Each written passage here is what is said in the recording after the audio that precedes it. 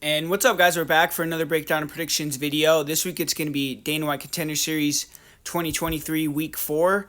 And we did good last week in terms of betting. We won on PFL. We won on that Road to UFC tournament. But, man, I'm looking for some better results on the Contender Series. We went 0 for 5 on the picks last week, which was really bad. But ultimately, I didn't really bet that much on the card. I didn't have a great read, and I'm glad that I didn't end up betting a lot because I would have, lost my ass if I would have bet on that card. But this card, I'm feeling a lot more confident. I actually have 5 bets on this card. So far, this is the most bets that I've had on Contender Series card, and probably the most solid I've felt on a few bets that I placed, even at pretty decent dog odds. So this would be a good week to go over to patreon.com/MVPredictionGuru for this Dana White Contender Series event and get access to those bets and make some money because I feel like we're going to be cashing out tomorrow. But let's get right into the fights, man. I mean, this first fight of the night's really interesting. We got Salvador.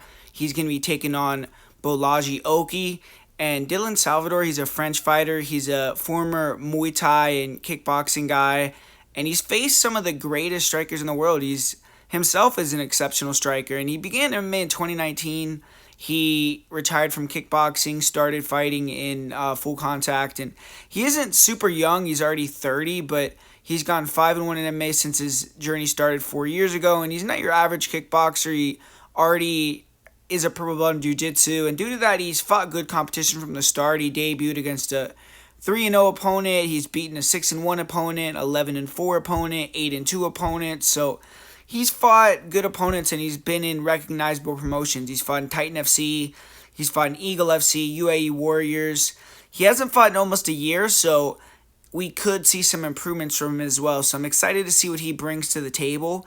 But Salvador, he is a southpaw. He's a striker, obviously. Uses a wide-bladed stance, and he can close the distance quick. But a lot of the time, he can just slowly come forward, get his reads, and then start to pick it up later in the round or later as fights go on. And he throws hard low kicks, big overhands, big hooks. He can slip and rip pretty effectively, and when he can get into the clinch, he's a beast. He has good knees, good elbows.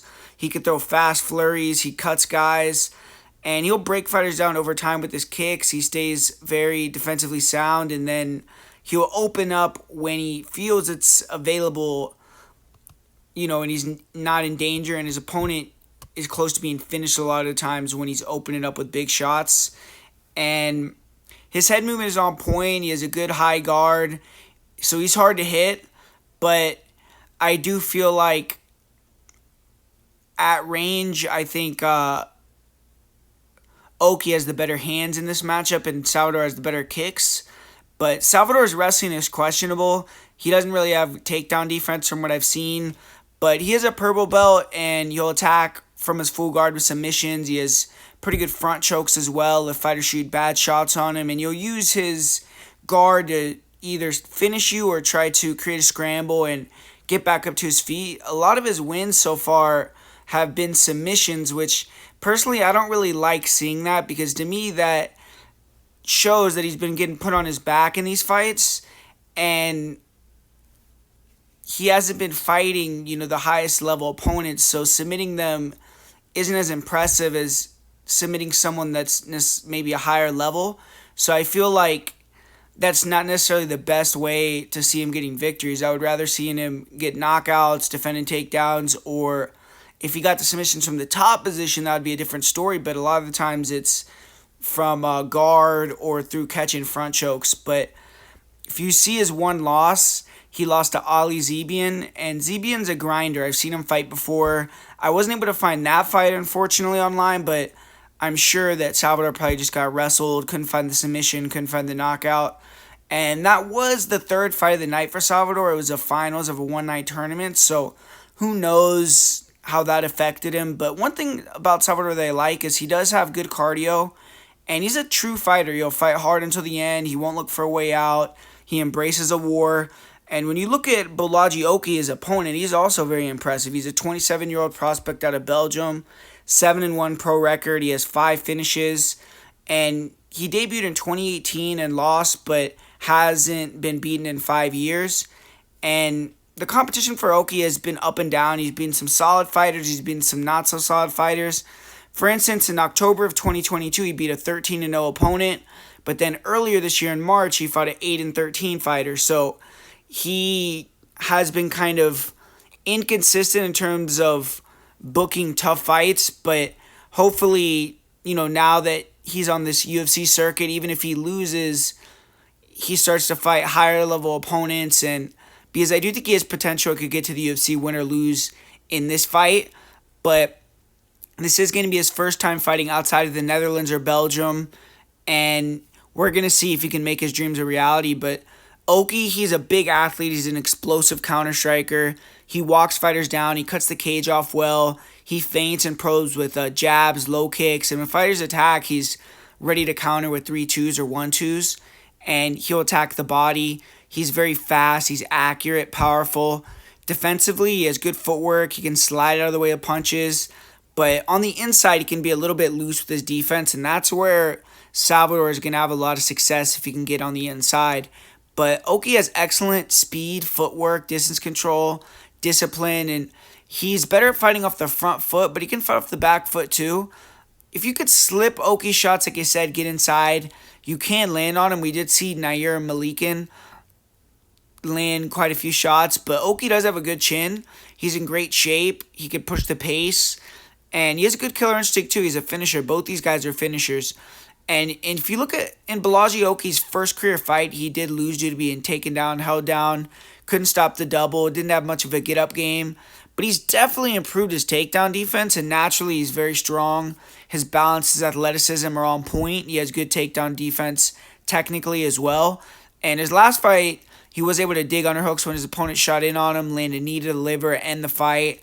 He isn't much of a wrestler or grappler offensively, but we did see him mix up the takedowns in the fight with Nair Malikin, which I thought was a very smart read because it was starting to become a war on the feet.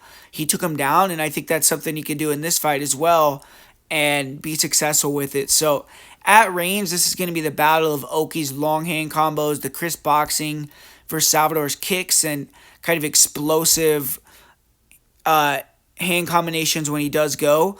Oki, even though he doesn't have any elite striking background, he is the better boxer to me, and he just has to be sharp, be aware. Salvador's going to be trying to slip counter, get inside, put that heat on him. On the inside, though, it's Salvador all day. I think Salvador could chip away with leg kicks, too. But I see Oki looking to mix it up, get the takedowns, as he did against Malikin, and he has to be ready to attack the double when Salvador is coming forward, and then also be able to hold Salvador down. Salvador isn't super dangerous off his back, and I don't think that submission is that likely, even though he has 4 submission wins in his career. Oki, he isn't super dangerous himself on top, but if he just stays heavy, he can mix it up and hit multiple takedowns if need be. He can get the job done. If it's all striking, I think Salvador will break him and probably win it, but I'm going to edge the fight to the underdog here. I'm going to go with Bolaji Oki. I think he's the more well-rounded fighter. I think he can use a smart game plan, movement, his boxing, defense, and then get the takedowns when Salvador makes a mistake, avoid the submission from Salvador, and I think Oki has the cardio and the heart, will, durability to stick in there in a war type of fight, and I'm going to pick him to go out there and pick up the decision victory. So up next on the card, we got a heavyweight fight between Chandler Cole and Thomas Peterson. And Chandler Cole, he's 28 years old. He's fighting out of a small gym in Virginia. And he's already known to some UFC fans because he did compete on The Ultimate Fighter last year. He went 0-1, but had a decent showing. He even could have arguably been given the nod by winning the first 2 rounds, but went to the 3rd round, and he ended up getting finished in the 3rd. And he fought Jordan Heiderman, but since that fight, he went back to Showcase MMA, a small show in Tennessee, where he's had the large majority of his wins. He had 3 fights with Showcase MMA since the tough fight and has gone 3-0. In the Showcase MMA promotion, Cole is actually 7-0. He won the title there in his last fight. And all his other wins came earlier in his career for Valor Fights, which is another smaller promotion that has their fights in Tennessee. So in Tennessee, Cole is the man. I mean, all 10 of his wins come in that state. He has another win in kickboxing, so he's technically 11-0 in Tennessee in combat sports from what I've seen. And whenever he's left the state of Tennessee and fought for a bigger promotion, though, he's lost. He fought for the LFA, he lost. He fought for the CFFC, he lost. He fought for the PFL, he lost. He fought on the Ultimate Fighter, he lost. So he's a big underdog against Thomas Peterson, but he seems confident. He knows something that we don't, and he's going to spring the upset here.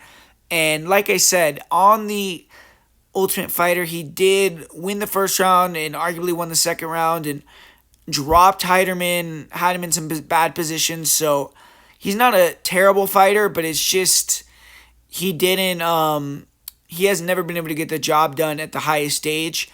But Thomas Peterson, 28-year-old fighter, he's fighting out of Minnesota. He's a wrestler who had a tremendous amateur wrestling career, and he's a two-time Minnesota high school state wrestling champion.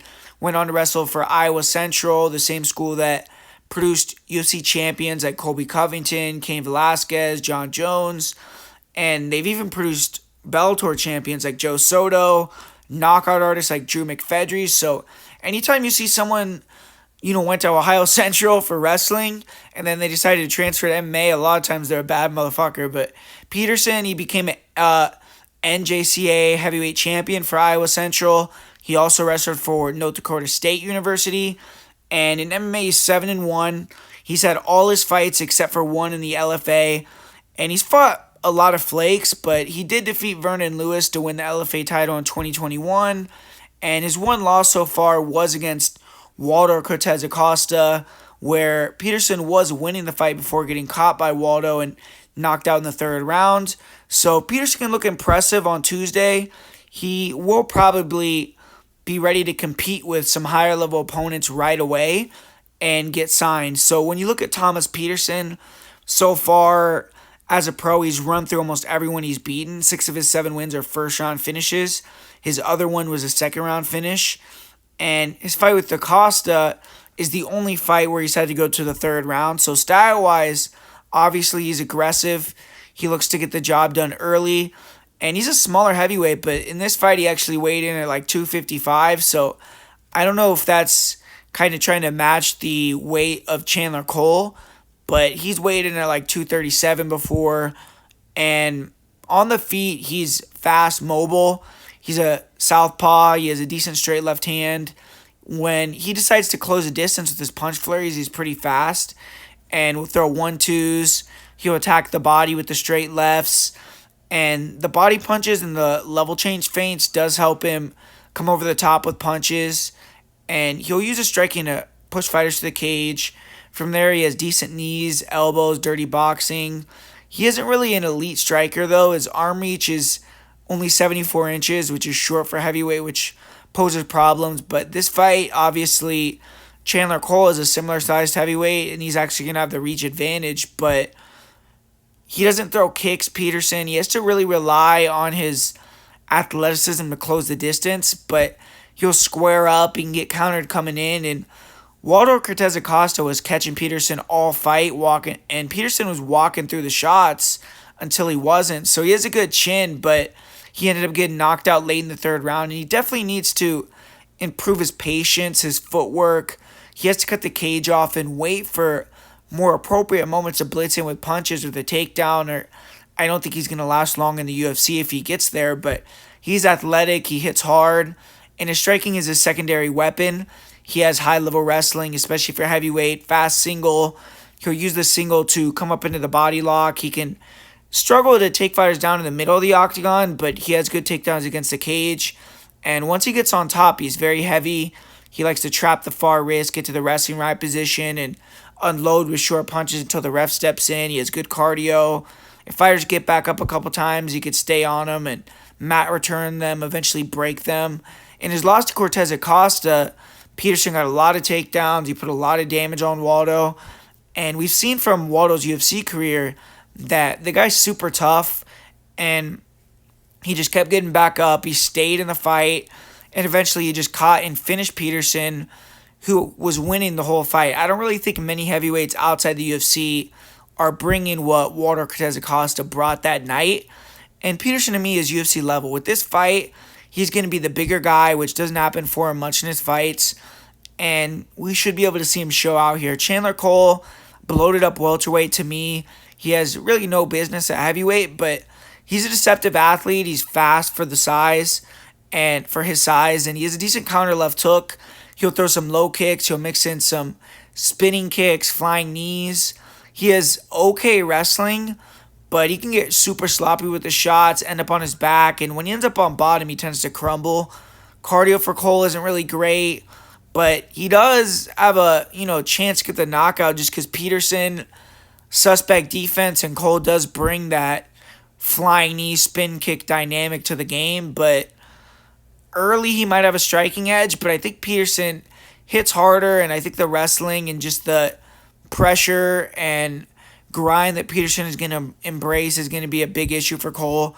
And if Cole ends up on his back, it's probably over. So I think Peterson is going to get this one done either late first round, second round with ground and pound. So I got to go Thomas Peterson, and I feel like his line is probably warranted. You could parlay him, but at heavyweight, you could never be, super confident. But I feel like Peterson is a notch above Chandler Cole here. And the next fight that we have on the card is a good one as well. Timothy Kwamba, he's going to be taking on Mateo Vogel. And Timothy Kwamba, he's 24 years old. He's coming out of Extreme Couture. 6-1 as a pro. He went 5-1 as an amateur. And he started his career for CFFC. He was able to pick up a couple big wins over prospects like Frank Wells, James Lyons. He went 3-0. Then he moved on, fought for Combate Global. And that was where he suffered his loss. He lost via first-round submission, but he's bounced back. He's gotten 3 more wins in a row. Now he's getting this Contender Series opportunity.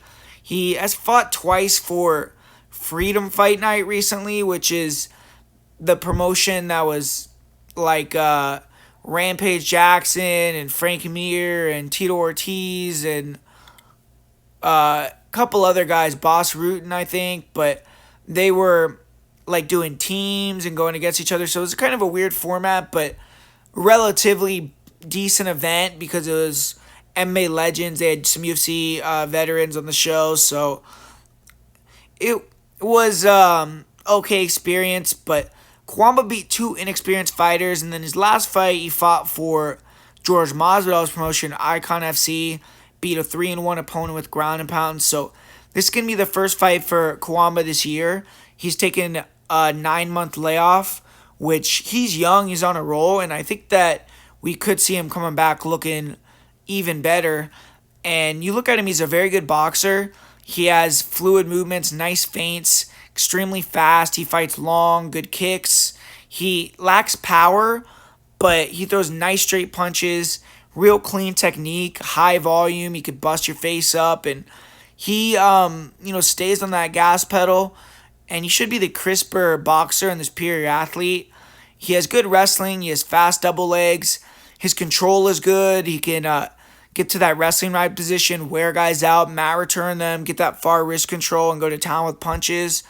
And his last fight, he got the back mount, flattened his opponent out, and stopped him with ground and pound. So when he can get on top, he does have good ability to finish the fight with punches. And he's clinical. He's good in all areas. I don't think he has a ton of power, like you said, but he's accurate. He's fast. He rips the body.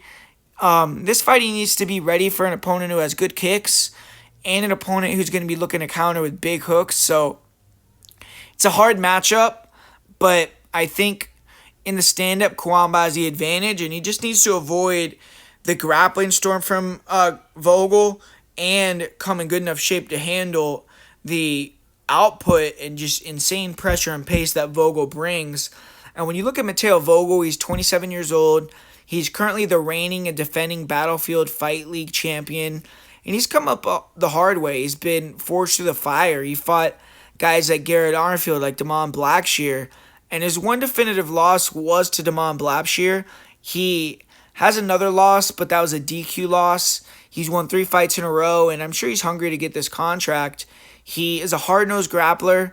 He's improved his stand-up, and he has pretty good kicks, but he's slow. He definitely has power, and he feints his way into range. He uses low kicks, then he'll try to counter with big lead hooks, and his head kicks are really dangerous, but mainly only throws lead hand attacks and rear kicks, and he isn't that active with his right hand. He pushes a high pace. He'll stay in fighters' faces. He could take a shot. His defense isn't good, though, but he can eat punches, just break guys. He's extremely tough. And his grappling is on point. He could shoot 10 takedowns a round and just keep pushing that wrestling pace. Decent single. He'll come up into the body lock. He doesn't have the greatest wrestling, but like I said, he works hard enough to where he can eventually break you and usually get you to the ground. I do think Kwamba actually has the better wrestling overall, though. But if Vogel can get on top, he should have a solid edge. He has a plethora of submissions he'll hunt. I mean, from top position, from bottom position, it doesn't matter. He's always throwing up subs. He had a really fun back and forth grappling battle with Damon Blackshear, who we know is a very good fighter. And he'll throw a lot of leg attacks, good sweeps off his back. He can take the back, and that's where he's going to have the biggest chance to finish, because Kwamba has been submitted with the rear naked choke twice. And if Vogel can get to the back, he has a big chance at the submission there. But we saw in his fight with Garrett Armfield, I mean, the guy took crazy damage, made it a war, and then got the rear naked choke. So that could happen here. But I'm going to lean towards Timmy Kwamba by decision. I think that it's going to be kind of a war. I think Kwamba may start out really good, get a knockdown or dominate early, but Vogel is going to try to work his way back into the fight. And if he can get takedowns and control on top, then he could win. He could even get the submission. But I think Kwamba could kind of be the slicker striker and then mix in takedowns at the end of the rounds, avoid the submission, and kind of clear the win the rounds that way. And I see Kwamba having the cardio and wrestling to be able to match here. I think he's very, very motivated and dedicated too. It's going to be hard to break a guy like Timmy Kwamba. So I'm going to play Kwamba by decision here. I think that he has a good chance to win by decision, and that's what I'm going to say. So give me Timothy Kwamba to win this fight here as the slight underdog. And continuing through the card, we got a really good fight here as well. We got Yosri Bulgari taking on Marco Tulio Silva. And Yosri Bulgari is a high-level kickboxer. He's still young in his MMA career. He, in kickboxing, was a 3-time Glory title challenger. He never ended up winning the title, but he's been ranked in the top 5 in the world in middleweight kickboxers even just over a year ago. So obviously his striking is top-notch. He's beaten guys in kickboxing like Alex Pereira, Jason Wilness, Ariel Machado, Ulrich Bokami. So he's beaten some really good kickboxers. He's also fought Alex Pereira 3 times. He fought Israel Adesanya twice. So obviously it seems like the UFC is bringing in these guys that have a connection to Izzy or Alex from kickboxing that decided to come to MMA because it works so well for them, because they brought in that other kickboxer that beat Pereira earlier in the year on the Contender Series, and he earned a contract. So we'll see if Yosri Bulgari can follow suit. And when you see Yosri Bulgari fight, he, has kind of a 5-2 record in MMA, so he's not too experienced, but he's fought most of his fights in UAE Warriors, and he's fought good opponents, so I'm pretty impressed. And he's also went to share MMA and fitness, so he's training in the States, and this is going to be his first fight in the United States for MMA, but I doubt it's going to be issued due to that, and I like that because obviously we've seen what Glover did for Pereira, so it could be kind of a similar thing there. But Bulgari, super tall for the weight. He's 6'5". Right now, I think the tallest middleweight is 6'4" with Izzy. And he is super technical, great footwork, uses length extremely well. He'll prod fighters with the jabs, with the leg kicks, with round kicks, front kicks. And then when they commit, he has a fastball of a right hand, and he's extremely accurate. He doesn't discriminate. He'll attack the body, the head with the right hand. He recently shut down an opponent with a body punch. I've seen him knock plenty of guys out with head punches. Incredible head movement. His ability to see strikes coming and get out of the way is pretty good. And when you look at Marco Silva, he's a 28-year-old Brazilian fighter. He's 9-1. He's trained out of Shootbox Diego Lima, which isn't just one of the best gyms in Brazil, but one of the best gyms in the world. I mean, they have multiple killers in the UFC right now. They have one of the most fan-friendly styles going.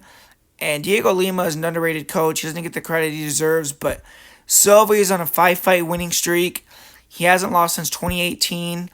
And after that loss, he took almost 3 years off, came back in 2021, has gone 5-0. So he's been fighting frequently, and he's been fighting good competition. All his fights have been in Brazil, though, against Brazilians. And he wasn't anticipating to fight Val Woodburn, but Woodburn obviously pulled out, accepted that Bo Nickel fight a while back. So there's been ample enough time to switch up the game plan, but it's a much different opponent than Val Woodburn. But in terms of MMA experience, Silva should have that edge in terms of the full arsenal. And when you look at Silva, he's a guy that brings that Muay Thai striking style. He comes forward, good pressure, nice leg kicks, front kicks, those really nice lead hooks, good straight right hand, and keeps that pressure. He's down to get in the pocket and go to war. And he's going to have to try to make it really ugly with Bulgari, try to get inside and try to touch Bulgari up, because if it's a pretty fight on the outside, Bulgari's just going to knock him out. But if Tulio can make it more of a war, he's going to have a chance, and he's going to want to try to mix in the takedowns, which he tends to get a lot of his takedowns off catching kicks or his opponent's really overextending, so I could see it playing out to be more of a stand-up fight. But if Silva can get on top, he has good top positioning, good control, and I could see him really doing damage and, winning those rounds definitively. I don't know if he could finish, but I think that he could dominate from the top position. But just due to me not really seeing Silva as too much of a wrestler, I think Bulgari could probably navigate the takedown defense, and I think he can win the striking and eventually get the knockout. So Silva, he's been knocked out before, and I feel like Bulgari is going to knock him out again. So I'm going with Bulgari, and I think he's going to get this one done via KO. And now we got the main event, and this is a really good fight. I'm looking forward to this fight. I'm looking forward to watching Carlos Prates fight, and he's an experienced veteran now. He's 30 years old. He's fought 22 times. He's 16-6 overall. He's fought for big promotions like One Championship, the LFA, and he's currently on a 6-fight winning streak. He started his career poorly. He had 7 wins and 5 losses in his first 12 fights. But since 2017, he's gone 9-1, and winning Tuesday will make all the hard work worth it, man. I mean, he's been on this grind for almost 10 years, and now he's about to potentially get in the UFC. And Mitch, the fight stalker Ramirez, is an undefeated pro fighter. He's fighting out of Syndicate MMA.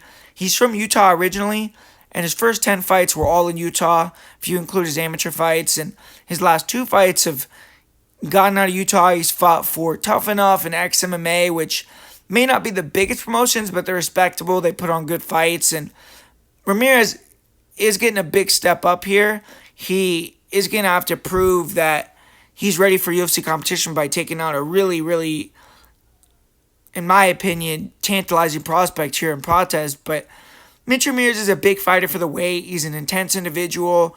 He has an aggressive fighting style. He likes to be the bully in there. Striking is a means to an end, and that's to back fighters up and then look for the takedown. He isn't very fast, but he's powerful. He has 2 sub-1-minute knockout wins. He has another knockout win in 2 minutes. And 5 of Ramirez's wins are first-round finishes. So he definitely goes out there and tries to get it done early. He has powerful hooks, uppercuts. He has nice kicks to the body, to the legs. He even has a head kick knockout. So he's a dangerous kicker. And he's improved his ability to get inside. He has good shot selection. He'll keep the pressure on guys. He's getting a lot more comfortable striking, you could tell. And fighters who have good cardio, though, fast hands, fast feet, are going to be tough for Ramirez to deal with, because he's a tough guy. He's shown a good chin. He also fights with an intensity, but he stands really upright and he's slow, so he's going to be hittable. And I feel like you're going to have to put him out to get him to stop coming forward, but I think he's kind of a knockout waiting to happen unless he improves his striking defense. But he's physical for the weight. He has good takedowns against the cage. When he gets on top, he likes to worry about position over submission, and he has no problem just staying in the full guard, covering the hips, landing occasional ground and pound. And when fighters try to stand up, then you'll see Ramirez try to progress, and he has good back takes. When he goes for the back, he has good control there as well. He doesn't really have a lot of submission danger, but he can muscle it on fighters who want to, look for a way out of there. Most of the time, Ramirez doesn't finish early, though. He has, did gas out in one of his, most of the time he does finish early. My bad. I'm kind of like losing. I lost my spot here, but in one fight that I did watch when he fought Connie Correa, he kind of gassed out when it went to decision, and he was fighting a 3-5 guy, so that was a bad look right there.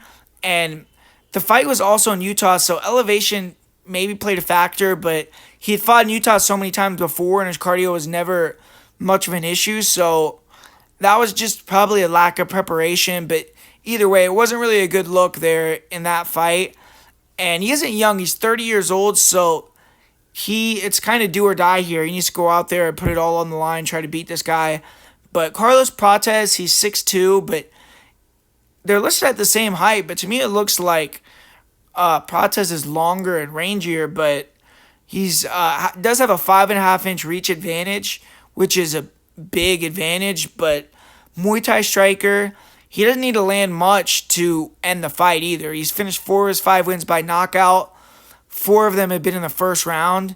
He likes to prod guys from the outside with jabs, rear crosses. He will throw nice kicks. He's a sniper. Very fast and clean with the stand-up.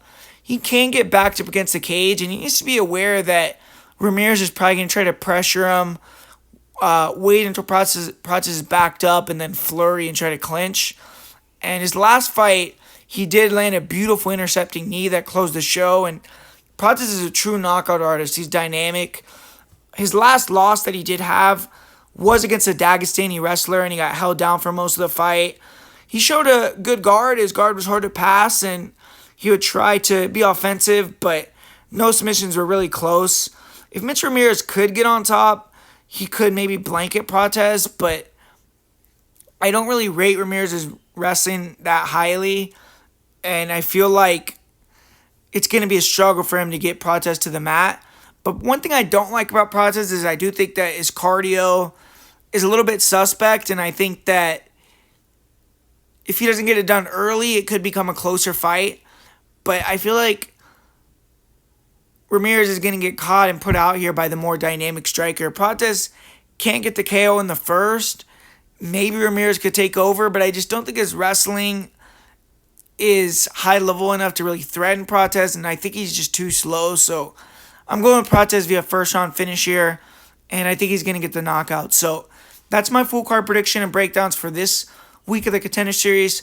Thanks for watching, guys. Thanks for the support on these videos. I've been liking the views that I've been getting. Hopefully I can get more views, but appreciate that. I know I put them out really close to the event time, but I'm feeling confident, like I said, on this card. So, man, go to patreon.com/MMAPredictionGuru, support the channel, make yourself some money tomorrow because we are going to be cashing out, I'm pretty sure. And thanks for watching, guys. I'll be back soon talking about this UFC card. And so stay plugged into the channel.